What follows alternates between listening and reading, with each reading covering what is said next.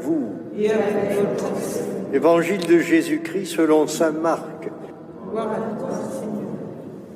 Quelques jours après la guérison d'un lépreux, Jésus revint à Capharnaüm et l'on apprit qu'il était à la maison. Tant de monde s'y rassembla qu'il n'y avait plus de place, pas même devant la porte. Et il leur annonçait la parole. Arrivent des gens qui lui amènent un paralysé porté par 4 hommes. Comme ils ne peuvent l'approcher à cause de la foule, ils découvrent le toit au-dessus de lui, ils font une ouverture et descendent le brancard sur lequel était couché le paralysé.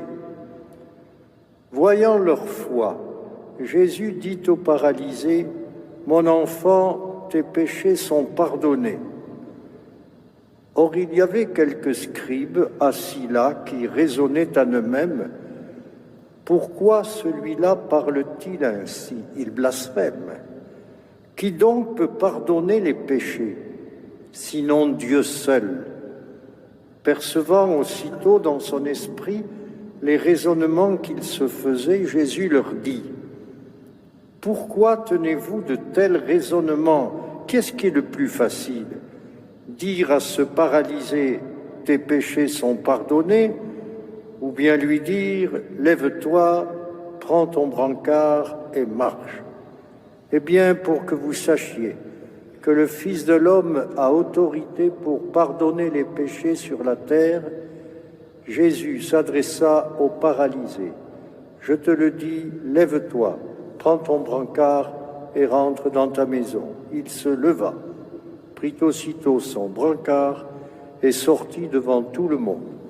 Tous étaient frappés de stupeur et rendaient gloire à Dieu en disant « Nous n'avons jamais rien vu de pareil. » Acclamons la parole de Dieu. Louange à toi, Seigneur Jésus.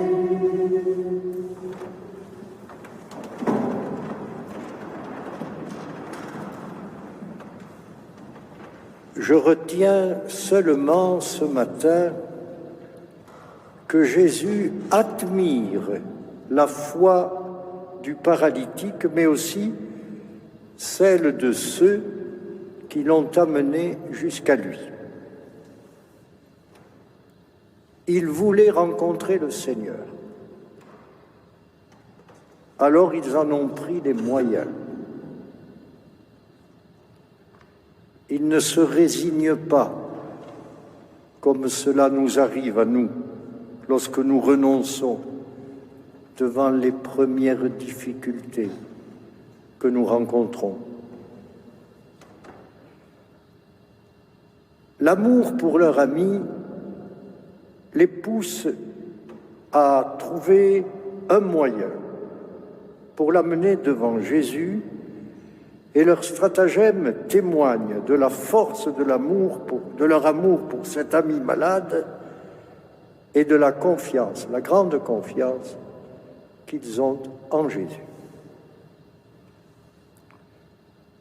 Leur insistance et leur amour sont récompensés. Celui qui désire rencontrer le Seigneur doit se décider à aller vers lui en franchissant tous les obstacles qui peuvent empêcher cette rencontre. Si le paralytique était resté seul, il n'aurait pas pu atteindre Jésus. Il a accepté l'aide des autres. Il s'est laissé porter par eux.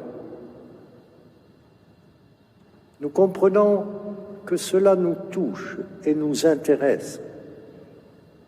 Nous devons reconnaître nos limites et accepter une aide fraternelle pour nous assurer d'aller jusqu'au Seigneur.